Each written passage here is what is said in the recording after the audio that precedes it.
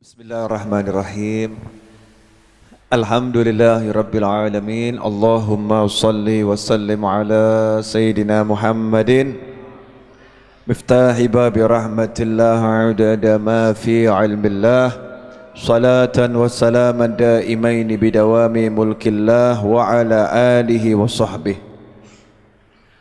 Allahumma salli ala Sayyidina Muhammadin صلاة تفتح بها لنا فتوح العارفين وتفقهنا بها في الدين وعلى آله وصحبه. السلام عليكم ورحمة الله وبركاته. Maaf jam segini baru nyampe ya, mohon maaf, mudah-mudahan barokah. Jadi hidup ini kalau ditanya mau cari apa, jawabannya setiap orang beda-beda. Mau cari apa gitu, setiap orang beda-beda, tidak ada yang sama. Tapi mau cari, nggak mau cari, ya, mau cari, nggak mau cari, ya orang hidup pasti akan mengakhiri hidupnya. Ya pasti akan mengakhiri hidupnya. Nah ketika hidupnya itu berakhir baru kelihatan ini mana yang hidupnya benar, mana yang hidupnya kurang benar. Nah insya Allah kita termasuk orang-orang yang hidupnya benar. Ya insya Allah. Ya, ini kegiatan di malam hari ini merupakan bagian dari jawaban mau cari apa. Ya jawabannya ya cari ini, cari seperti ini. Jam 11 lewat kok ya masih ada yang mau duduk. Ya, walaupun kotaknya isinya sudah enggak ada. Ya, kok mau duduk gitu ya. Yang ditunggu ceramahnya juga orang yang enggak jelas. Kok yang mau nunggu. Yang baca qasidah, baca sholawat, suaranya juga sudah hampir habis teriak-teriak. Kok ya mau teriak. Ini karena apa? Karena ada sesuatu di hatinya. Ya. Ada sesuatu di hatinya. Jazakumullah khair. Nah, sesuatu itu apa? Judulnya satu kata, cinta. Ya, ada cinta. Cinta kepada siapa? Cinta kepada Nabi Muhammad sallallahu alaihi wasallam. Nah karena kita cinta pada Rasulullah SAW, maka ya kita duduk bersama begini. Ya duduk bersama. InsyaAllah malam ini saya mau kasih satu ilmu yang baru saya dapat bulan ini. Jadi bulan lalu belum dapat. Ya bulan ini. Apa ilmunya? Judulnya Rasulullah SAW terhibur oleh kita. Nah, ini agak aneh ya, kok Rasul terhibur oleh kita. Jadi kita tahu mukjizat Nabi Muhammad SAW itu banyak, jumlahnya ribuan. Mukjizat Rasulullah, kita tahunya cuma sedikit. Mukjizat Rasulullah jumlahnya ribuan, tapi kita tahunya cuma sedikit. Makanya buat para sahabat, keramat itu hal yang biasa, bukan hal aneh. Kenapa bukan hal aneh? Oh tiap hari lihat mukjizatnya Rasulullah SAW. Jadi lihat mukjizatnya Rasulullah itu harian. Makanya begitu lihat ada sahabat punya kelebihan, itu hal yang biasa. Kenapa? Karena hampir semua sahabat punya. Misal begini, kalau di Jakarta setiap orang pakai handphone Samsung S9 Plus. Terus Anda punya handphone Samsung S9 Plus, itu biasa atau luar biasa? Biasa. Semua orang punya. Tapi kalau Anda tinggal di desa, desa yang masih sangat desa, orang punya handphone aja itu belum ada. Tiba-tiba Anda punya handphone Samsung S9 Plus. Kira-kira orang desa itu gumun atau enggak gumun deh? Apa itu? Ya apa itu? Kok bisa ngobrol dari kotak kecil? Ini apa? Gumun. Heran. Kenapa heran? Yang lain tidak nggak punya. Nah sahabatnya Nabi Muhammad SAW, setiap orang punya keramat, setiap orang punya karomah. Nah karena tiap orang punya karomah, maka ketika lihat karomahnya orang lain itu biasa-biasa saja. Karena itulah keramatnya para sahabat jarang diceritakan. Karena sahabat juga jarang menceritakan keramatnya. Kenapa keramatnya jarang diceritakan? Hal biasa. Ya bukan hal luar biasa. Beda dengan kita. Ada yang punya keramat dikit, satu Indonesia geger. Kenapa? Sekarang karomah barang langka. Ya karomah barang langka. Ada yang satu punya, maka langsung tersohor ke seluruh penjuru negeri. Semua, Masya Allah, ini ada orang bisa begini, ada orang bisa begini. Tenar orang tersebut. Nah kenapa para sahabat karomahnya banyak dan hal biasa? Karena Nabi juga mukjizatnya banyak SAW. Dan sahabat lihat, ya sahabat lihat. Tapi anehnya Nabi SAW yang mukjizatnya luar biasa dan manusianya juga manusia yang super luar biasa. Orang kafir tidak mau iman. Orang-orang kafir itu nggak mau iman. Bahkan musuhin, bahkan nyaci maki, bahkan ngelempari. Yang iman sejumlah sahabat belum banyak. Yang musuhi banyak. Nah suatu hari Nabi SAW merasa hatinya kurang enak. Kurang enak kenapa? Kenapa ini ya yang hidup bersama aku ini kok banyak orang-orang yang lihat aku, paham aku, kok yang gak mau iman. Kok gak mau iman? Maka Nabi SAW ziarah pemakaman Baqi, ziarah kubur. Orang dulu tuh kalau kurang enak hati ziarah kubur. Orang sekarang kurang enak hati ziarah kubur semakin gak enak. Ya hatinya semakin gak enak. Ziarah kubur. Makanya dikatakan kalau kamu punya ya kalau kamu punya rasa suntuk fa'alaika bi ahlil kubur. Idza dhaqat 'alaikal umur wa hammat 'alaikal umur fa'alaika bi ahlil kubur. Kalau perkara-perkara itu sudah membuat kamu sempit, ya, dan membuat kamu suntuk, maka hendaknya kamu ziarahi orang-orang yang di kuburan itu.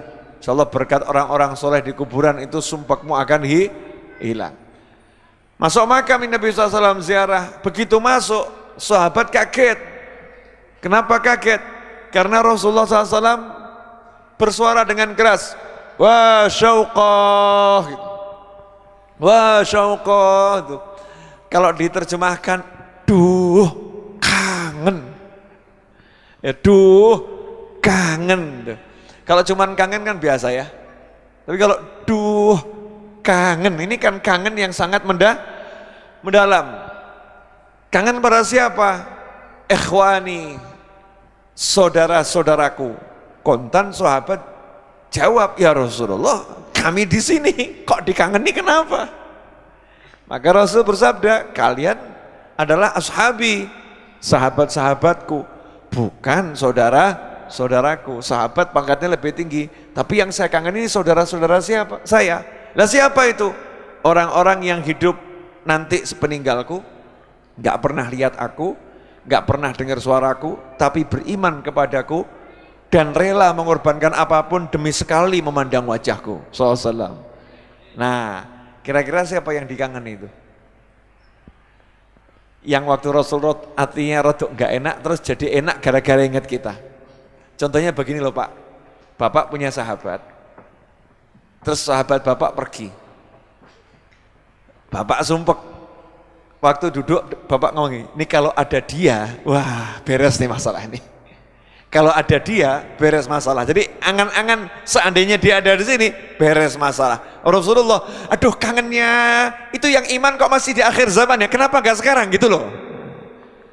Kok masih adanya nanti? Kenapa nggak sekarang saja? Ini yang ada kok justru nggak iman. Aku kangen tuh sama yang iman tuh. Biar kesini, ya biar mereka ngerti semuanya, biar mereka lihat gitu. Ini loh mereka yang nggak pernah ketemu, nggak pernah lihat iman sama aku. Kalian nih ketemu kok ya nggak iman gitu. Itu orang-orang kafir yang nggak iman pada Nabi Muhammad SAW. Alhamdulillah. Jadi kita ribuan tahun yang lalu sudah membuat bahagia Nabi Muhammad SAW. Dan apa itu yang buat Rasulullah bahagia? Yaitu pengorbanan ingin bertemu Rasulullah. Makanya tadi dalam syair, setiap orang yang memandang wajahmu, dia yas'ad, itu bahagia. Sa'id itu lawannya syaqi. Syaqi itu celaka. Celaka itu orang masuk neraka. Sa'id orang yang bahagia. Bahagia artinya apa? Sukses beruntung. Sukses beruntung apa? Tidak masuk neraka, alias masuk surga. Nah, kenapa masuk surga? Karena mandang wajah Nabi Muhammad sallallahu alaihi wasallam. Mandang wajahnya Rasulullah, jaminannya masuk surga. Mandangnya bagaimana? Mandang cinta, mandang sayang, mandang iman. Karena orang kafir juga mandang Rasulullah, tapi enggak iman. Ya, enggak sayang. Ini pandangan yang sayang, pandangan yang iman, maka dia masuk dalam surga. Dalam hadis Nabi SAW bersabda, tuba man ra'ani au ra'a man ra'ani au ra'a man ra'ani au kama qala sallallahu. Sungguh beruntung, sukses orang yang melihatku, yaitu para sahabat, atau melihat orang yang melihatku, yaitu para tabi'in, atau melihat orang yang melihat orang yang pernah melihatku, yaitu para tabi'in. Tiga kelompok manusia ini beruntung karena memandang wajah Nabi Muhammad sallallahu alaihi wasallam. Para ulama juga mengatakan hal itu juga bisa berarti orang yang mimpi Rasulullah. Ya, walaupun bukan sahabat zaman sekarang, orang mimpi Rasulullah, oh beruntung itu. Atau orang yang pernah lihat orang yang mimpi Rasulullah SAW. Nah, ini juga beruntung. Atau orang yang melihat orang yang pernah melihat orang yang mimpi Rasulullah SAW. Ini juga beruntung. Makanya kita dianjurkan suruh kumpul begini. Siapa tahu di antara yang hadir yang kita lihat itu orang yang pernah lihat Rasulullah SAW. Sehingga wajah kita ini ketempelan berkah pelok gitu ya. Ya ketempelan barokah. Nah, kenapa mandang wajah Nabi Muhammad SAW ini jadi penting? Kenapa? Karena Rasulullah pernah lihat Allah. Karena Rasulullah pernah lihat Allah. Satu-satunya makhluk yang pernah lihat Allah hanyalah Nabi Muhammad sallallahu alaihi wasallam. Yang lain nggak bisa, nggak kuat. Rasulullah lihat. Ya, yang hanya paham Allah dan Rasulnya. Pokoknya kita iman saja, lihat bagaimana, wallahu a'lam. Kuat. Makanya Nabi Musa ketika lihat Rasulullah di Mi'raj, Nabi Musa nggak izinkan Rasulullah balik ke muka bumi. Nanti dulu. Kembali ketemu Allah. Kenapa? Oh, ini wajah yang mulia, wajah yang indah. Kini mau dikasihkan orang-orang kafir di bawah sana. Jangan. Nanti dulu tambah lagi, lihat Allah lagi. Aku mau lihat. Nabi Musa pengen lihat Nabi Muhammad SAW. Untuk apa? Lihat Allah dengan melihat Rasul Muhammad sallallahu alaihi wasallam. Ya seperti itulah manfaat dari mandang wajah Nabi Muhammad sallallahu alaihi wasallam. Nah, Bapak Ibu sekalian, nah kalau kita nggak bisa mandang Rasulullah, ya caranya gampang, mandang orang yang mandang Rasulullah. Dah pandang saya. Ya, jangan bilang saya mandang Rasulullah, sabar dulu, pandang saya. Kenapa? Saya melihat ayah saya, betul? Ayah saya melihat kakek saya, betul?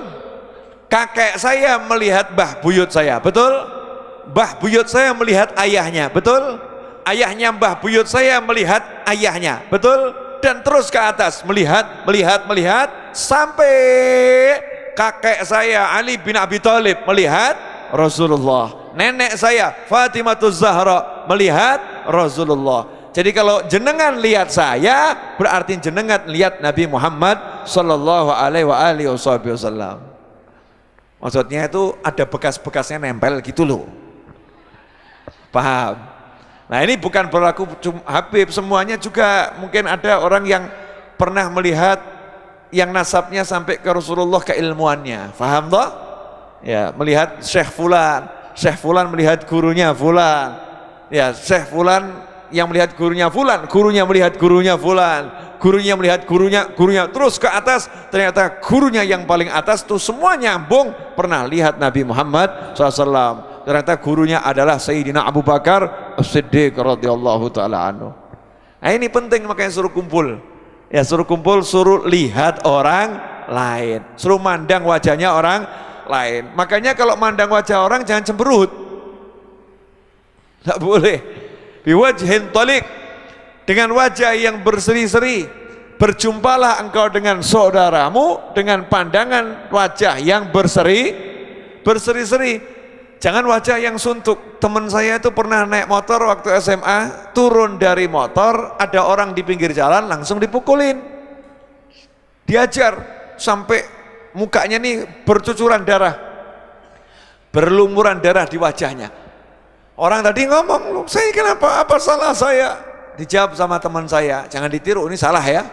Nah, tapi saya ambil hikmah pelajarannya gitu loh. Saya ini berangkat dari rumah, hati saya senang. Lihat wajahmu, hati saya rusak. Lihat wajahmu, hati saya rusak. Makanya kamu saya pukulin. Kamu udah merusak hati saya. Memang betul, wajah nggak enak tuh merusak hati. Nah kalau untuk buat hati enak kita ngeluarkan duit banyak, kemudian kok ada lihat orang wajahnya nggak enak, hatinya rusak, ya wajar kalau kita hajar orang tadi. Ya tapi jangan dipraktekkan. Besok ketemu orang cemberut, kuwaploki, wah, wajahmu merusak hatiku, masya Allah. Siapa yang ngajari? Habib Novel, geger.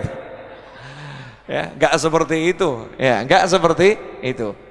Artinya wajah yang nggak enak ini bahaya gitu loh, bisa ngerusak hati orang lain. Makanya Muslim diajarkan untuk menampilkan wajah yang berseri-seri, wajah yang sumringah, kalau kata orang Jawa, sumringah. Kenapa? Karena wajah yang seperti itu ciri-ciri penghuni surga. Sebaliknya ciri-ciri penghuni neraka. Naudzubillah min dzalik. Makanya ketika Nabi SAW itu survei ke neraka, nih hebatnya Islam di sini. Nabinya udah pernah survei neraka, nabinya udah pernah survei surga. Jadi bukan cuma cerita surga ada, neraka ada, ya Allah ada, bukan cuma cerita. Nabinya udah lihat. Ya, saya udah lihat kok. Bener ada itu. Sifatnya begini, sifatnya begini. Makanya ketika menceritakan neraka, Rasul mengatakan malaikat itu enggak pernah senyum. SOP neraka, malaikat yang jaga di neraka itu dilarang senyum. Jadi malaikatnya gualak-gualak. Kenapa? Sipir neraka. Masa sipir murah senyum? Nah ini sipir gagal paham. Jaga di penjara ya harusnya kok kereng tuh, nunjukkan wibawa yang luar biasa. Serem ini. Kenapa? Yang di neraka gak boleh dapat hiburan. Neraka itu tempat seksa. Jadi harus betul-betul merasakan seksa. Gak boleh ada yang dilihat yang menyenangkan hati. Harus semuanya membuat sakit. Lihat temboknya sakit, lihat batunya sakit, lihat malaikatnya sakit. Na'udzubillah min dzalik. Datang Nabi Muhammad SAW. Rasul survei ke neraka.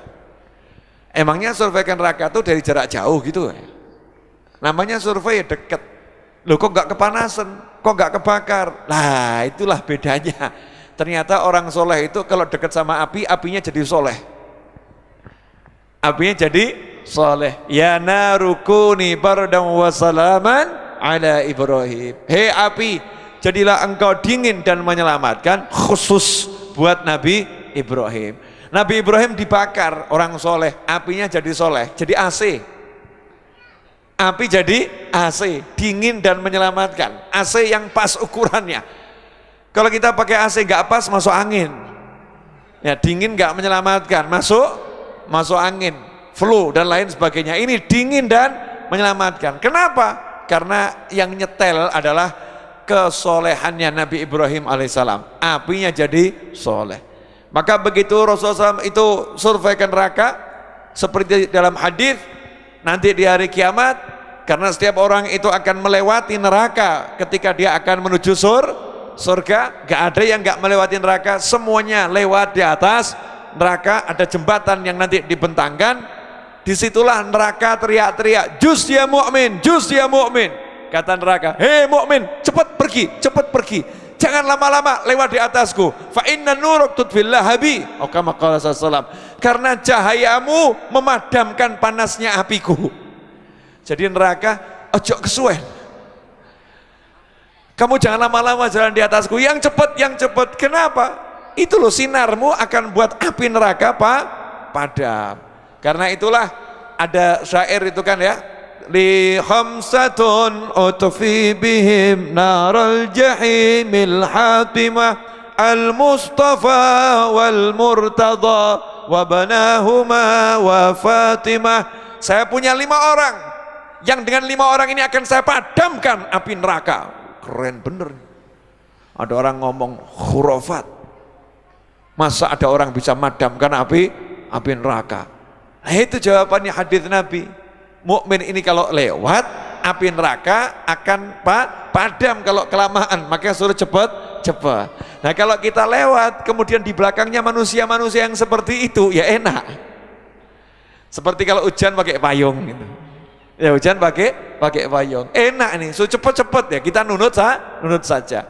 Maka ketika Rasulullah survei neraka, malaikat berubah, SOP langit hari itu batal. Malaikat yang tugas di neraka wajib senyum. Ada Rasul Muhammad SAW, senyum kalian semua. Malaikatnya kekok, kenapa? Gak pernah senyum. Kekok, bingung. Caranya senyum bagaimana? Makanya ibu-ibu yang sering senyum sama suaminya, jangan sampai nanti ketika disuruh senyum sama suaminya kekok, bingung caranya. Kalau senyum sama orang lain pinter, senyum sama suami sendiri susah. Itu penyakitnya ibu orang yang nggak hadir di sini. Ya Bu ya, itu ada yang begitu nggak hadir di sini enggak. Kalau sama orang lain murah senyum, sama suami sendiri susah senyum. Ya naudzubillah min dzalik. Nah, disitulah bukti wa ma arsalnaka illa rahmatan lil alamin. Tidak kami utus engkau kecuali rahmat bagi alam semesta. Makanya neraka itu penghuninya nggak pernah merasakan kebahagiaan kecuali hari ketika Nabi Muhammad SAW mampir ke dalamnya. Dan kapan itu? 27 Rajab, ketika Rasul di Mi'rajkan. Itu nerakanya udah ada manusianya, surganya udah ada manusianya. Artinya Rasul melakukan perjalanan lintas dimensi waktu dan dimensi alam. Yang namanya surga neraka itu belum ada penghuninya, tapi malam itu kok ada penghuninya. Kenapa? Karena Nabi pergi ke surga dan neraka bukan di zamannya, tapi di zaman setelah kiamat itu terjadi, zaman setelah mahsyar itu terselenggara, zaman setelah hisab itu dilakukan, zaman setelah manusia digiring ke surga dan digiring ke neraka. Rasul pergi ke sana. Kok bisa? Jawabannya sederhana, subhanalladzi asra, maha suci Allah yang telah membuat Nabi berjalan di malam hari itu. Judulnya Allah kok yang melakukan, kok ya mesti iso. Oh, Nabi tinggal duduk manis, Rasulullah tinggal duduk manis, semua Allah yang mengerjakannya. Asra, Allah yang memperjalankannya. Nah itu ternyata malaikatnya wajib tersenyum. Hari itu yang di neraka dapat senyum. Ya, hari itu yang di neraka dapat senyum. Nah itulah Rasulullah, dimanapun berada rahmat, dimanapun berada rahmat. Nah kalau Rasul ada di dada kita, rahmat ada. Rasul ada di rumah kita, rahmat ada. Makanya tadi pagi saya dapat laporan, Masjid Ar-Raudhah itu dipinjam untuk tasmi' anak-anak kelas 6 SD yang menghafalkan Al-Quran. Ya, sekian juz. Itu ada tasmihnya, didengarkan oleh guru-gurunya dan wali murid, wisudanya. Nah ini anak-anak kelas 6 ini ternyata dikasih amalan sama gurunya. Ini sebuah sekolah SD Takmirul Islam di Solo. Amalan biar lulus nanti. Apa amalannya? Itu anak-anak selama 3 bulan diminta setoran sholawat tiap hari. Setoran sholawat bagaimana? Jadi anak itu baca sholawat, gurunya mendengarkan. Dapatnya berapa dicatat. Dalam 3 bulan ada yang dapat 8 juta sholawat. Anak kelas 6 SD. Allahumma sholli wa sallim wa barik alaih. Dalam 3 bulan dapat 8 juta sholawat. Setoran nih, benar-benar disetorkan loh ya. Lah kita ini dalam 30 tahun dapat berapa juta sholawat? Sedikit. Sholawat kita ini sedikit. Iya. Semalam saya kedatangan tamu saya juga ngomong, paling sedikit itu sholawat satu hari 1000 kali, Bib. Paling dikit. Padahal dia itu ya kontraktor. Jadi kontraktor minimal satu hari sholawat 1000 kali. Berlomba-lomba orang ini mau sholawat. Kenapa? Karena emang sholawat inilah yang mendatangkan rahmat. Mendatangkan rahmat itu sholawat. Yang namanya buruk itu sampai dikirim ketemu Nabi Muhammad SAW. Makanya ketika buruk itu mau dinaikin Nabi, buruknya berulah gitu ya, berulah. Kenapa gemeter? Kenapa gemeter? Kulitku akan bersentuhan dengan kulit Nabi, punggungku akan dinaiki oleh Nabi SAW. Ini yang kurindu dari surga, aku kangen, aku banyak sholawat. Buruk itu dipilih dari puluhan ribu buruk yang ada di surga. Kenapa? Karena buruk yang satu itu buruk yang paling banyak sholawat pada Nabi Muhammad SAW. Itu buruk yang terpilih. Oh, diturunkan. Ya lagi-lagi apa resepnya? Banyak sholawat. Nah ini tinggal kita anak-anak SD tadi setoran sholawat, maka ibu-ibu alangkah indahnya ini kalau dipraktekkan di rumah, Bu. Iya, buat janjian sama suaminya sama anaknya. Yuk kita tiap hari setoran sholawat. Suami setoran sama istri setoran sama suami, anak setoran sama bapak atau ibunya. Ya tinggal hajatnya masing-masing. Mungkin suami hajatnya pengen nikah lagi. Ngomong Pak, nggak apa-apa. Bu, saya setor sholawat ya Bu. Ngapain pengen nikah lagi? Hajar. Gak usah sholawatan. Kalau begitu gak usah sholawat. Betul ibu-ibu? Ngeri itu, tuh lihat tuh. Bahkan sholawat ditolak loh Pak. Jangan praktekkan adegan yang berikut di rumah pada pasangan Anda. Sehebat apapun yang Anda bawakan tetap akan ditolak. Bu, saya akan hafalkan Al-Quran, izinkan nikah lagi ya, gak usah hafal. Tidak usah hafal ya. Untuk yang satu itu. Hajat yang lain, Bu, ya saya pengen ganti mobil. Mobilnya itu udah kurang bagus. Pengen ganti mobil yang harganya 2 miliar. Jadi 3 bulan target saya mau 1 juta sholawat. Tiap hari saya mau setoran sholawat sama ibu. Gimana? Deal. Wah istrinya dengarkan suaminya sholawat tiap hari. Ya, terus istrinya juga, Pak saya mau setoran. Gimana? Biar wajahmu dirubah jadi ganteng. Kalau enggak aku diganti orang yang ganteng. Ngawur kamu itu ya. Loh maksudku wajahmu yang begini ini kalau aku lihat biar ganteng gitu loh Pak. Tak sholawatinya. Aku baca sholawat, store sholawat. Anak ngomong sama bapak, saya mau laptop yang baru. Oke, kata bapaknya, 1 bulan kamu baca sekian ratus ribu sholawat. Store sama bapak. Dapat angkanya, dapat laptopnya. Oh keren ini. Ini model-model begini sekarang harus dibudidayakan.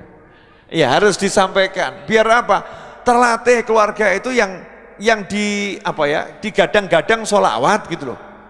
Yang dibawa itu Nabi Muhammad Sallallahu Alaihi Wasallam. Sekarang udah kurang orang mikir seperti itu. Yang dipikir bagaimana ya caranya, bagaimana ya metodenya, apa yang harus kita lakukan, kita harus menerapkan apa ya. Kita lupa bahwasannya usaha itu memang harus dilakukan. Cuman usaha yang paling utama adalah berdoa. Doa itu usaha yang paling utama. Yang lain usaha sampingan. Meskipun sampingan dan yang utama harus jalan bebarengan. Ya, enggak ada satu-satu, enggak boleh, harus semuanya jalan. Ya, yang terakhir, sabar, belum selesai. Monggo diunjuk. Ini kopi enak. Saya tuh enggak tahu kalau ceramah saya di sini, Bu Evi. Karena saya lupa nyatet ini namanya siapa. Ya, Gofar ya, enggak nyatet di tempatnya Bu Evi itu enggak. Ini kalau teman-teman Hakkauni nggak paham saya. Jadi saya ini mau ceramah di mana ya nggak ngerti ini. Sampai di sini ini kok suaranya kenal. Terus lihat dandanannya, wah paham ini. Jangan-jangan ini. Ya jangan-jangan ini. Oh ternyata saya lihat ada anak kecil yang saya kok kelihatannya apal itu ya. Kelihatannya hafal itu. Oh rupanya di rumah teman saya ini. Kalau tahu tadi Beb, wah obonya macam-macam Beb. Kopi jahe dan lain sebagainya. Ya kan di rumahnya sendiri, bukan di rumahnya orang lain. Terakhir nih ilmu yang mahal, tapi minum kopi dulu.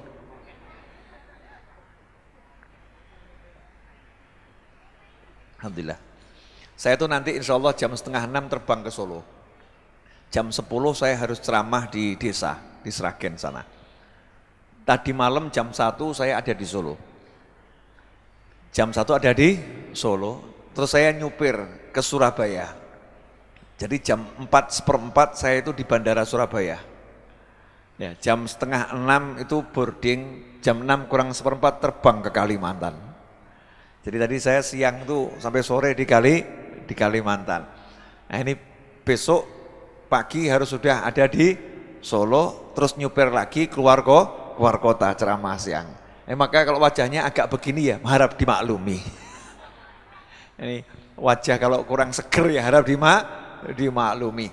Karena saya nyupir sendiri, Solo, Surabaya, saya senang tadi malam dapat berkah 3 jam seperempat Solo, Surabaya. Itu saya suruh ngulangi lagi nggak bisa itu. Ya, karena jalannya belum tol semua. Yang rumahnya pernah Jawa Timur paham tuh ya. Solo, Surabaya itu kan 300 kilo. Ya 300 kilo dengan kondisi lalu lintas yang sangat padat itu. Tapi kok semalam bisa ya? Lah enggak tahu, wong saya enggak jalan, saya cuma nyupir. Nah yang jalankan kan Allah ya.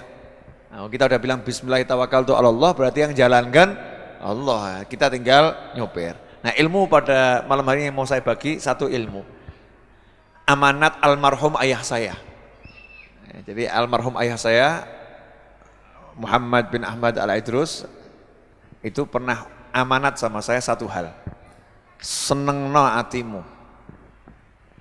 senangkan hatimu. Kalau bahasa sederhananya, gak usah kau pikiri, senengno hatimu. Gak usah kau pikiri, senangkan hatimu. Jadi saya mau ngajak Bapak Ibu sekalian, senangkan hatimu. Kalau istri buat susah tinggalkan saja Pak.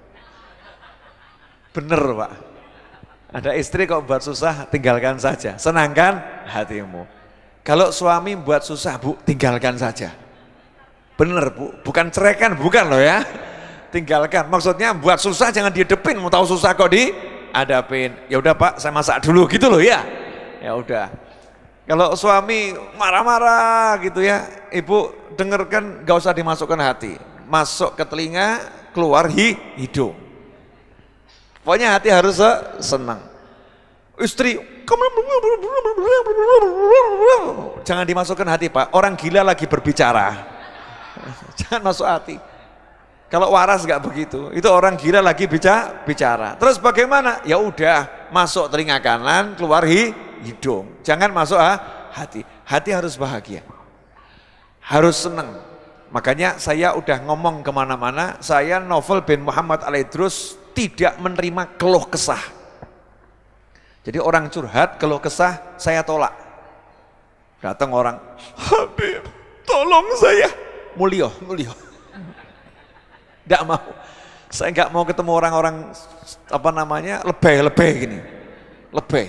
Saya sakit, yang lain ya, yang sakitnya lebih parah nggak seperti kamu kok. Lebay kamu ini.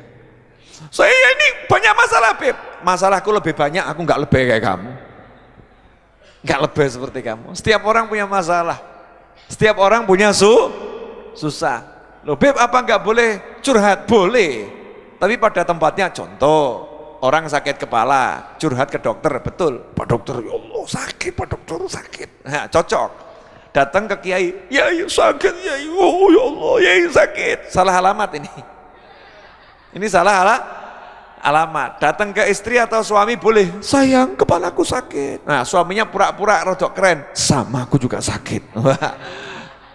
Ini agak keren, merasakan yang kau rasakan. Boleh namanya suami istri pada tempatnya. Jangan kemudian pergi ke dokter, kata Habib Novel, saya nggak boleh keluh kesah. Ditanya sama dokternya, Bapak kesini apa yang dirasakan? Loh dokternya kamu atau saya? Maksudnya ya periksa saja. Saya sakit apa? Loh kamu harus ngomong, apa yang kamu rasakan? Oh enggak boleh, haram keluh kesah. Saya enggak boleh berkeluh kesah, jadi saya harus tahan semuanya yang enggak enak. Tugas dokter mencari apa penyakit saya. Kata dokternya, oke, saya kasih rumah sakit rujukan. Apa itu? Rumah sakit hewan. Dokternya dokter hewan, karena kucing sakit enggak pernah ngomong kepalaku sakit. Dokternya yang meriksa. Rupanya kamu dari golongan hewan bukan manusia. Ini salah. Kalau sama dokter ya silahkan berkeluh kesah. Tapi nggak usah lebih gitu loh. Ya, datang ke ulama nggak punya duit, cari solusi boleh. Habib, saya ini udah cari duit kok susah ya. Solusinya apa? Keren. Jangan Habib. Aduh, lebay. Saya udah malas ketemu orang-orang loh. Lebay ini penyakit, itu penyakit yang tidak boleh ditoleransi. Datang satu orang ke tempatnya Mbah Umar Syahid almarhum, wafat 107 tahun beberapa tahun yang lalu, mungkin belum 4 tahun. Mbah Umar Syahid saya agak lupa ya, 3 tahun paling wafatnya, 3 tahun yang lalu. Mbah Umar Syahid ini ada satu perempuan datang nangis-nangis, Mbah saya ketipu, Mbah saya ketipu, nangis. Mbah Umar santai jawabannya, alhamdulillah. Sontak itu yang nangis berhenti.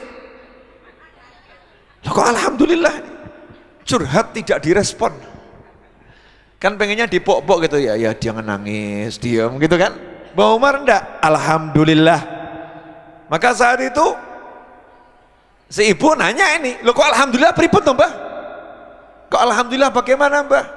Dijawab, alhamdulillah awakmu dadi sing diapusi, udu sing ngapusi. Alhamdulillah Allah menjadikan kamu orang yang tertipu, bukan yang menipu. Selesai. Diajari untuk lihat, kamu tuh mestinya bahagia. Kamu jadi orang baik kok. Kamu tertipu nih bukti kalau kamu orang baik, yang jelek kan yang menipu. Satu. Yang kedua, kamu tertipu, itu berarti kamu dizolimi. Orang yang dizolimi, itu satu, dosanya dihapuskan, diampuni. Yang kedua, punya doa mustajab. Ya mestinya kalau dizolimi tertipu, angkat tangan toh. Contoh, bapak kehilangan sandal di masjid karena dicuri. Ya, jelas dicuri. Karena bisa jadi orang salah pakai ya. Intinya sandalnya hilang. Jangan teriak sekampung, sandal saya hilang di masjid, sandal saya hilang di masjid, sandal saya hilang di masjid. Enggak benar itu. Begitu sandal hilang di masjid, langsung angkat tangan. Ya Allah, sandalku harga 500.000 hilang. Aku yakin engkau akan ganti yang harganya 2 juta ya Allah. Please ya Allah, ganti yang harga 2 juta. Amin. Pulang jalan kaki ngodok nggak pakai sandal. Ditanya sama orang, sandalnya hilang? Enggak, lagi mau diganti harga 2 juta. Keren. Pede dia. Kenapa? Doaul madlum mustajab nih. Doanya orang yang dizalimi mustajab. Jangan mikir yang jelek, semua dibuat enak gitu, happy, yang seneng-seneng. Nggak usah susah. Ngapain susah? Yang seneng no hatimu. Ya, seneng no uripmu. Dan seneng ini harus ditunjukkan. Di Muslim itu harus menunjukkan seneng. Makanya suruh wajahnya berseri-seri. Wa amma bi ni'mati rabbika fahaddits. Terhadap nikmat dari Tuhanmu maka sebut-sebutkanlah. Coba saya mau nanya, tolong dijawab jujur. Di sini yang nggak punya jantung coba angkat tangan. Oh, semua punya, alhamdulillah. Punya ya? Punya. Mulut punya. Mata punya, hidung punya, telinga punya, tangan punya. Normal atau enggak normal? Normal. Kira-kira itu cukup enggak untuk membuat Anda bahagia? Gak punya duit, gak punya rumah, gak punya apa-apa, tapi punya tangan normal, cukup bahagia enggak? Allah gaya. Cukup. Nyatanya kemarin ngomong sama suaminya, sampai kapan kita hidup seperti ini? Masya Allah. Itu pasti suaranya ibu ya Pak ya. Nah ini. Halo. Yang nggak punya tangan saja bisa bahagia. Betul kan? Yang nggak punya kaki bisa bahagia. Kamu lengkap kok nggak bisa bahagia, berarti ya masalahnya di kepalamu. Ini harus diperiksakan nih, ada apanya nih kepalamu, hatimu nih ada apanya, harus diperiksakan. Makanya jangan ngeluh aja, ngeluh begini, ngeluh begitu, wos buang itu. Bahagia. Nah, terus caranya biar bahagia bagaimana? Belajar membahagiakan orang lain. Pengen orang lain seneng. Guru saya almarhum Habib Anis, salah satu akhlak yang saya lihat diantaranya, beliau tuh kan tiap hari ada pengajian, setiap siang sebelum sholat zuhur. Ya, baca kitab Senin, Selasa, Rabu, Kamis, Sabtu, Jumat, Ahad libur. Karena Jumat, Jumatan, Ahad, Yaumul Ahad latu kalim had kata orang Arab. Kalau hari Ahad gak usah ngomong-ngomong sama orang, waktunya jalan-jalan. Ya, waktunya istirahat. Nah, di antara anggota pengajian itu, karena kan pengajian tidak pakai didaftar, yang orang ikut-ikut saja. Nah, kalau siang di Masjid Riyad itu minumnya teh, satu seloki kecil. Habis jok lagi, teh Yaman enak itu. Sama kacang bawang itu, kemudian gabin crackers, ya udah itu aja. Celupkan, seruput lagi, makan sambil pengajian. Karena mengisi waktu sebelum sholat zuhur. Nah, ada yang hadir Pak Rahmat, umurnya hampir 80 tahun. Giginya habis. Nah, kacang bawangnya itu enak betul. Nah, karena lihat orang makan kacang itu enak, Pak Rahmat juga makan. Nah, masalahnya cuma di mulut muter terus. Tidak ada giginya. Ya muter terus. Habib Anis lihat yang Pak Rahmat seperti itu, ya berapa hari kok dia suka kacang ya, seperti itu. Pergi ke toko beli tupperware kecil. Tupperware kecil berapa gitu. Sama beli alat penumbuk untuk buat jamu itu ya. Buat jamu. Pengajian itu jam setengah 12 mulai, jam 10 saya lihat Habib Anis lagi numbuk kacang. Kacang ditumbuk. Ditumbuk. Setelah itu sama beliau ditumbuk sendiri, ditempatin. Saya nanya, buat apa Habib? Saya masih belum nyambung nih, buat apa itu? Buat apa Habib? Jawabannya, buat Pak Rahmat. Kesian, gak bisa makan kacang, ini biar makan kacang dia. Nah begitu pengajian, Pak Rahmat datang langsung dikasihkan, Pak Rahmat nih kacangnya khusus buat Pak Rahmat nih. Sama sendoknya, seneng tuh Pak Rahmat itu. Kagetnya Pak Rahmat gak nyangka, kok diperhatikan sampai sekecil itu diperhatikan. Nah ini buat seneng orang. Nah kalau kita buat seneng orang, nanti akan dibuat seneng oleh Allah Subhanahu wa ta'ala. Pertanyaannya, selama ini kita buat seneng atau buat susah? Jadi kalau hidup kita ini susah-susah terus, jawabannya sederhana, lah kamu ini buat seneng atau buat susah? Kamu buat seneng orang tuamu atau buat susah orang tuamu? Kamu buat bahagia orang tuamu atau buat sengsara orang tuamu? Kalau kamu bisa buat senang orang tuamu, pasti hidupmu dibuat senang. Kalau enggak mungkin senang. Resepnya gitu. Kamu ketemu muslim yang lain bisa buat senang enggak?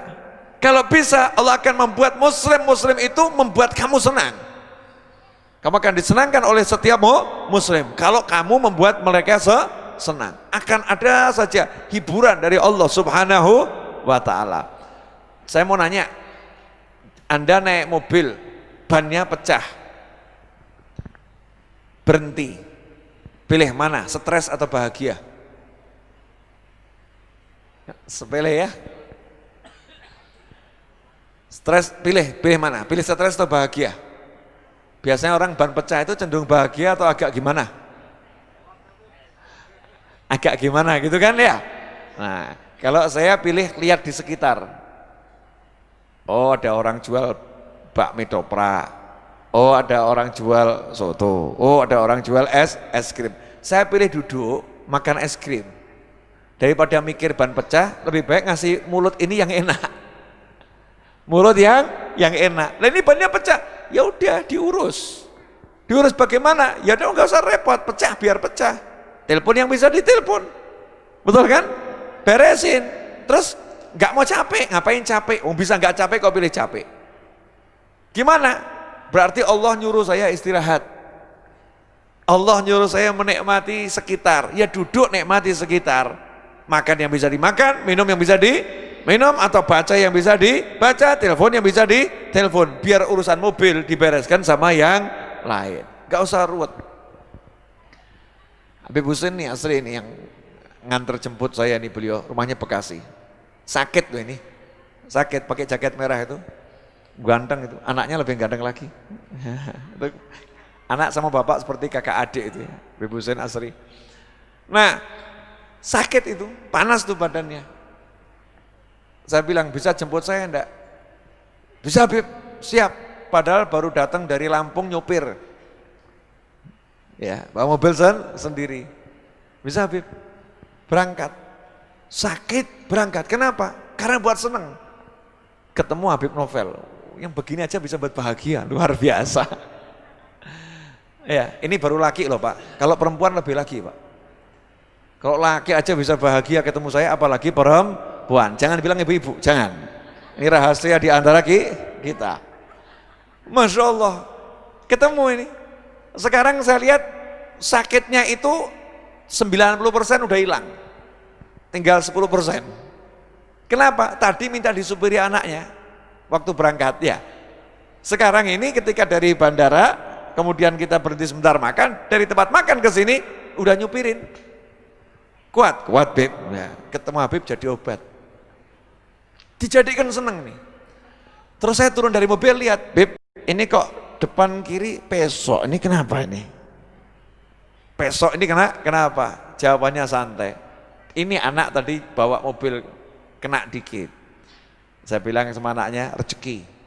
Ya, rezeki. Kata bapaknya, iya enggak apa-apa. Ini keren nih, bapak sama anak sama kerennya. Anaknya nyantai, bapaknya juga nyantai. Ya coba kalau orang lain, ini mobil, kamu kalau bawa hati-hati, bapak tidak akan kasih kamu lagi bawa lagi. Ini bapak Edian nih. Ini bapak gila. Bapak yang betul ya begitu, nyantai aja, cuman udah gampang, nanti ganti. Ya gitu aja kok, repot. Karena kalau mobil pesok itu biasa, kalau hati anak kita pesok itu luar biasa. Mahal mana, mobil atau hatinya anak? Hatinya anak. Dan marah itu sebetulnya buat kita sakit. Semalam saya ceramah, saya ngomong begini, marah itu buat sakit, nahan marah itu jauh lebih sakit. Terus solusinya bagaimana? Ya jangan nesu. Solusinya la taghdab, jangan marah. Kalau kamu nggak marah, kamu sehat. Kalau marah, kamu akan sakit. Nahan marah itu jauh lebih sakit. Gak enak loh nahan marah di hati itu. Enak enggak? Ketemu orangnya, gak enak. Tapi kalau gak marah enak, ketemu siapapun gak bisa marah dia. Gak ada yang buat dia marah. Hatinya akan enak, tubuhnya akan enak. Nah, ini jadikan setiap apa yang gak enak itu jadi enak gitu loh. Itu semua ada dalam kepala kita, cara mikirnya gimana kok. Yang gak enak itu bisa jadi enak. Seperti Nabi Muhammad SAW, Rasulullah. Apa kata Rasulullah? Kalau kamu itu disuguhi makan oleh istrimu, ya makan saja. Ada dimakan, gak ada ya puasa. Jangan mencela, makan aja.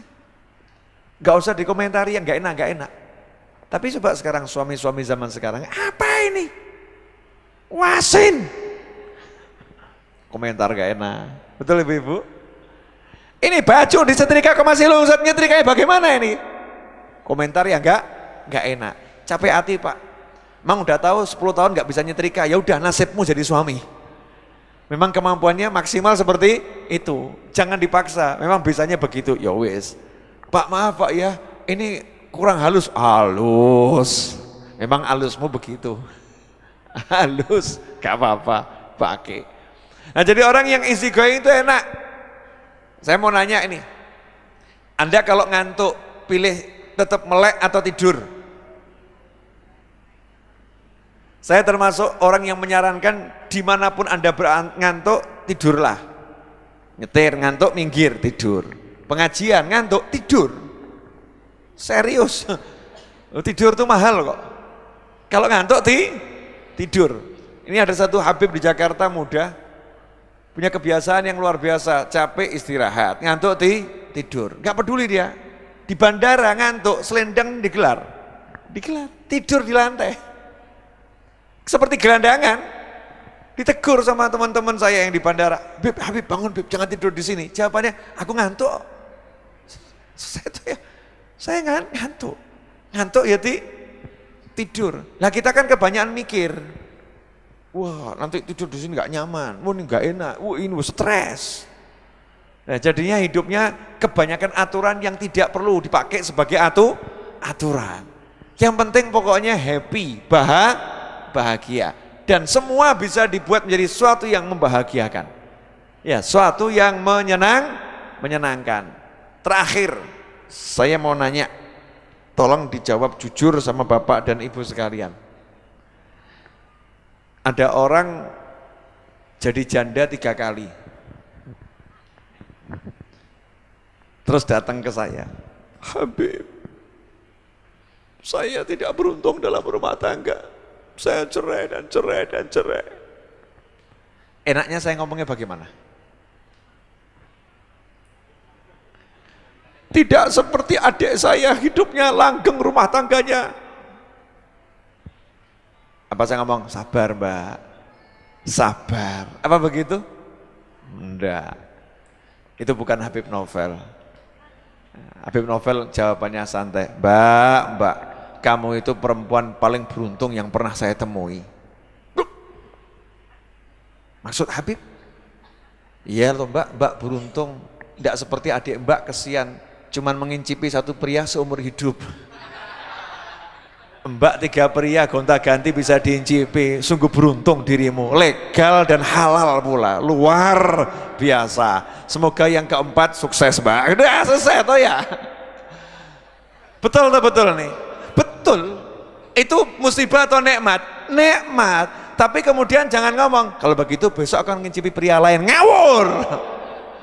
Bukan begitu. Artinya kalau memang terjadi yang gak enak, maka di kepala ini artikan yang enak. Allah ngasih saya kesempatan untuk merasakan sekian banyak pria selama ini.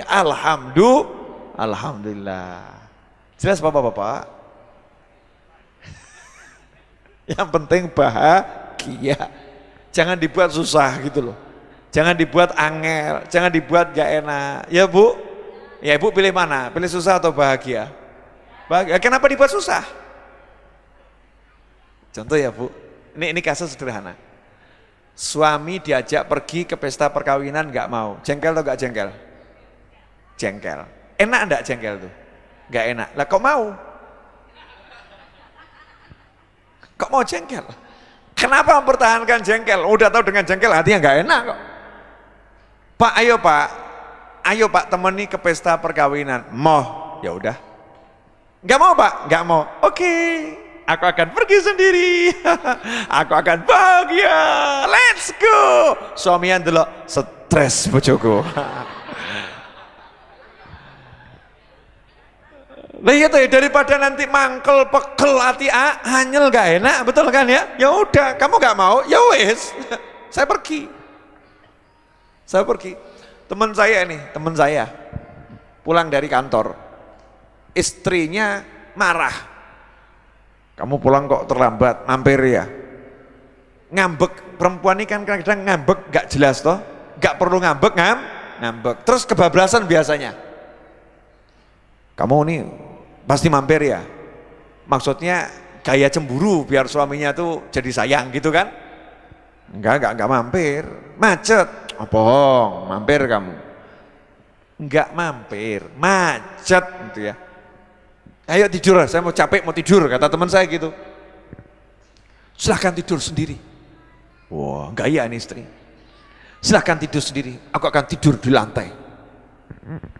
Suaminya, ayo tidur. Enggak mau, aku tidur di lantai. Ya, suaminya capek, ya naik keranjang tidur. Menjelang subuh bangun suaminya, dilihat tuh kok istrinya enggak ada. Dicari, ternyata ada di lantai.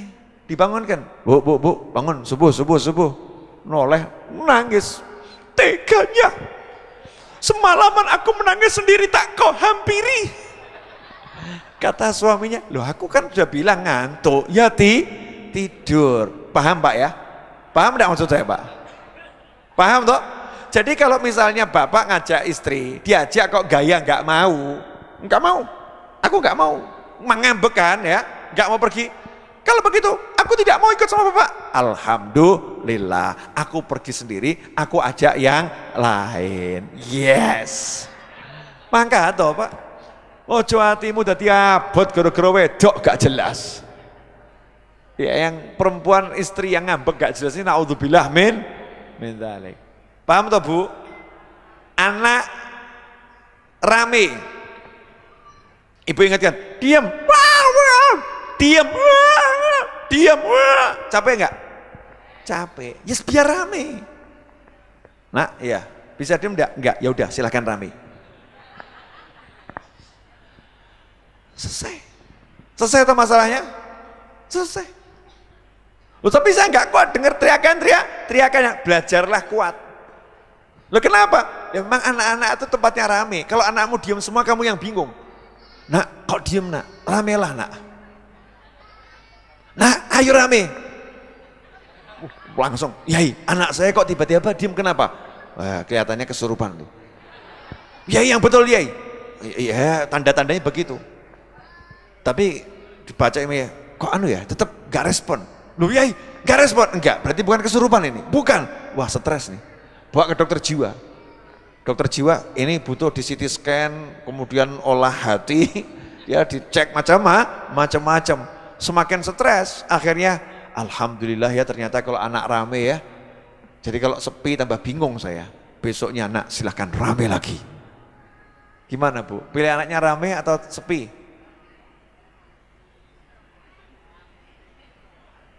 Kalau dikasih sepi ya alhamdulillah. Kasih rame ya alhamdulillah. Gak usah dibuat ruwet. Ya gak usah dibuat ruwet. Anak saya bangunkan sekolah. Kok susah? Kalau subuh wajib bangun ya. Habis itu mau tidur lagi saya izinkan tidur lagi, mesti nanti istirahat. Terus saya bangunkan sekolah kok susah. Ya sudah, ya nggak usah sekolah, biar tidur. Ibunya protes. Ini sekolahnya gimana? Tidur nih, bolos lagi. Ya nggak apa-apa, tidur tuh mahal. Lah terus nanti, ya nggak sekolah juga nggak apa-apa, gitu aja repot. Bu, nah Anda nggak setuju sama saya toh? Nggak sekolah nggak apa-apa. Emang sekolah buat kaya? Enggak. Emang untuk pinter wajib sekolah? Enggak. Buktinya banyak orang sekolah bodoh. Betul kan? Banyak orang yang nggak sekolah lebih pinter daripada yang sekolah. Urusannya bukan sekolah atau nggak sekolah, mau belajar atau tidak, kan begitu. Oh mungkin nih anak ini nggak bakat jadi profesor doktor, mungkin dia bakatnya itu jadi yang nasihati profesor dan doktor. Dia kalau sekolah jadi profesor doktor, ini nggak sekolah nanti jadi penasehatnya profesor dan doktor. Enak atau mikirnya? Enak. Terhambat anak saya sekolah, telepon gurunya, ibunya dipanggil ke sekolahan, saya ambil alih teleponnya. Kenapa Pak kok istri saya suruh sekolah, anaknya terlambat sudah 3 kali berturut-turut. Oh jadi cuman untuk itu? Nggak usah Pak. Maksudnya biarin anak saya terlambat. Kalau mau diterima ya diterima, kalau nggak diterima pulangkan saja. Anak saya itu nggak sekolah saya lebih senang. Bingung guru. Ki bapak gendeng apa edian? Jadi anak saya itu nggak sekolah saya lebih senang, saya ajak jalan-jalan, saya ajak main, saya ajak guyon, saya ada yang nemeni lebih senang, saya bahagia. Saya bahagia. Jadi anak saya terlambat tuh nggak masalah Pak, tapi kalau istri saya harus ke sekolah cuman gara-gara anak saya terlambat itu masalah Pak. Kok bapak ngerepoti istri saya? Nggak penting Pak, urusan anak telat istri saya itu nggak penting buat saya. Anak saya nggak sekolah pun nggak masalah. Bapak sekedar info ya, anak saya ini sudah bilang SMP nggak mau sekolah Pak. Coba Bu kalau punya anak begitu, SMP nggak mau sekolah, ibu stres atau nggak stres? Lah iya, makanya nggak layak jadi istri saya. Didik stres, aku lah melu stres aku. Oh gitu kok. Kelas 5 nggak mau sekolah, istri saya lapor, anak ini nggak mau sekolah SMP nanti. Jawabannya ya santai. Oh SMP masih nanti, sekarang baru kelas 5 SD. Oh kamu pikir dari sekarang ya goblok. Oh itu bisa nanti itu dipikir nanti. Sekarang ya enjoy saja. Oh nanti kalau nggak sekolah betul gimana? Ya wes. Tanya aja kenapa nggak mau sekolah? Pengen ikut abuya jalan-jalan pengajian. Ya bagus tuh ya. Lebih baik saya ngajari daripada gurunya. Betul kan? Gurunya ngajar 30 orang, saya ngajar cuman dia. Ya insya Allah saya lebih pintar ngajar anak saya daripada orang lain ngajar anak saya. Betul tuh betul. Ya jadi nggak ada yang jelek, semua bagus. Nanti masa depannya bagaimana? Emangnya masa depan ditentukan sekolah? Tuh loh sarjana S1 nganggur. Oh di sini juga hadir orangnya kok. Gak usah bingung gitu loh, masa depan jadi musyrik gitu ya. Masa depan itu urusannya Allah. Kamu pintar gak jamin masa depanmu, kamu giat gak jamin masa depanmu. Masa depan Allah. Kaya miskin itu baik, siapa bilang miskin jelek? Nanti dia masa depannya miskin, gak apa-apa. Emangnya miskin tuh gagal, salah kamu. Banyak orang kaya yang gagal, banyak orang miskin yang berhasil. Ya toh, yang penting iman, ya, yang penting takwa, yang penting sholat. Profesor, doktor, sarjana, kumlot, ngaji nggak bisa, bodoh. Serius ini. Profesor, doktor, muslim, profesor, menguasai 7 bahasa, baca Al-Quran nggak bisa, goblok. Habib Novel yang ngomong ini. Kalau orang yang ada di sini ya biar tersinggung sekalian. Dosen kok ngaji nggak bisa, malulah kamu sama anak TK. Malulah sama anak TK. Berarti kamu bukan muslim yang benar-benar muslim. Masa muslim yang benar-benar muslim itu dia bisa bahasa Inggris, ngejanya aja bahasa itu ABCD nggak gitu kan, ABCD bisa. Ini belajar Al-Quran kok gak mau, bodoh kamu. Sementara kamu baca ABCD nggak dapat pahala, alif ba tak kamu dapat pahala. Jaminannya itu bukan profesor, doktor, duit buahnya, rumah megah, bukan itu. Tapi sholat atau tidak, bekti sama orang tua atau tidak, tahu ini baik buruk atau tidak. Kalau anak kita bekti sama kita selesai, ya selesai. Sayyidina Umar bin Abdul Aziz rahimahullah, khalifah yang dianggap khalifah yang kelima adil tuh, Sayyidina Umar bin Abdul Aziz. Ditanya, kamu meninggalkan warisan apa untuk anak-anakmu? Dijawab, tidak aku tinggalkan serupiah pun warisan. Presiden loh ini, tidak aku tinggalkan serupiah pun warisan untuk anak-anakku. Terus yang ku tinggalkan adalah takwa. Karena kalau kau tinggalkan warisan, kalau dia nggak takwa, nanti akan jadi bencana buat aku di alam kubur. Tapi kalau yang kau tinggalkan itu takwa, walaupun nggak punya sepeser, takwanya akan mendatangkan harta. Kenapa? Allah yang menjamin.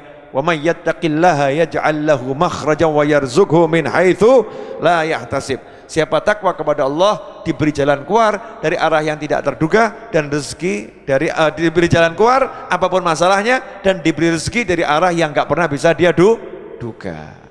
Dah, itu intinya. Alhamdulillah 1,5 jam kurang lebih saya bicara. Kurang dikit ya. Ya insyaallah barokah. Judulnya senengno atimu. Jelas semuanya? Dah, jadi Bapak-bapak kalau istri buat susah tinggalkan. Maksudnya bukan tinggalkan istrinya, yang ngomelnya itu loh ya, tinggalkan saja. Nanti ditanya, masih mau ngomel lagi enggak? Masih, tinggalkan lagi. Masih ngomel, masih, tinggalkan lagi.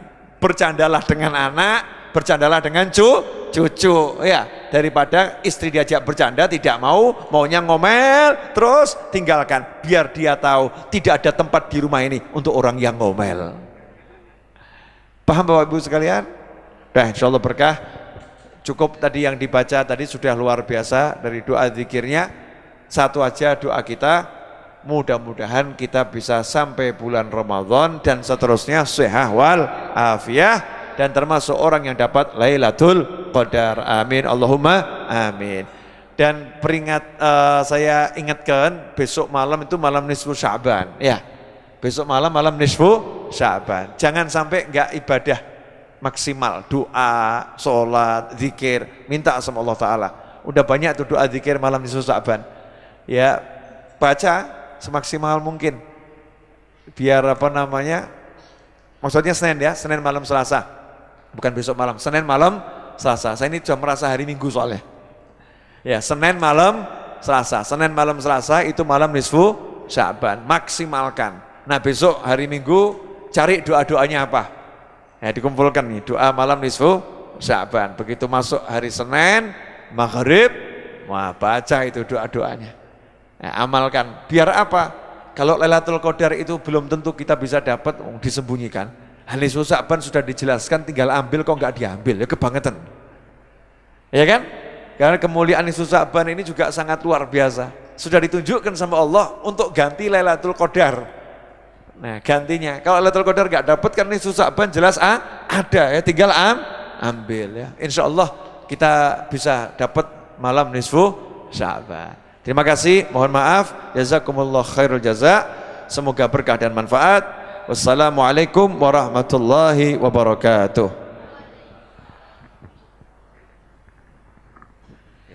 Doanya tadi sudah, wassalamualaikum warahmatullahi wabarakatuh. Ya, Al-Fatihah dengan niat semoga Allah Ta'ala menjadikan majelis ini majelis yang barokah. Semoga yang hadir bahagia, yang mendengar bahagia, yang pulang bahagia, dapat rezeki yang berlimpah ruah, yang datang dari segala arah, gak pakai susah payah, rezeki yang menghantarkan kepada surga, rezeki yang menjauhkan dari neraka. Dan semoga Allah Ta'ala jadikan pasangan hidup kita bahagia dunia, bahagia akhirah. Anak keturunan kita bahagia dunia, bahagia akhirah. Orang tua kita bahagia dunia, bahagia akhirah. Dan semoga Allah Ta'ala jadikan kita semua orang yang selalu bahagia dalam kondisi apapun, dimanapun dan kapanpun. Dan semoga Allah Ta'ala jadikan diri kita panjang usia sepanjang-panjangnya dalam segala kenikmatan, ketaatan, kesehatan, kebahagiaan, keridhaan, kemudahan, kekayaan, dan diakhiri kelak dengan husnil khatimah. Ala hadziniyah wa ala mana wa ibnu Ali wa ila hadratin Nabi SAW. Al-Fatihah. A'udzubillahi minasyaitonir rajim. Bismillahirrahmanirrahim. Alhamdulillah, jazakumullah khairan katsira Habib Nopel Al-Laidrus. Alhamdulillah, usai sudah acara demi acara dari awal sampai akhir pukul 12. Mudah-mudahan kita semua yang hadir menjadikan ahli surga, dijauhkan dari api neraka, husnul khatimah. Billahi taufiq wal hidayah. Wassalamualaikum warahmatullahi wabarakatuh.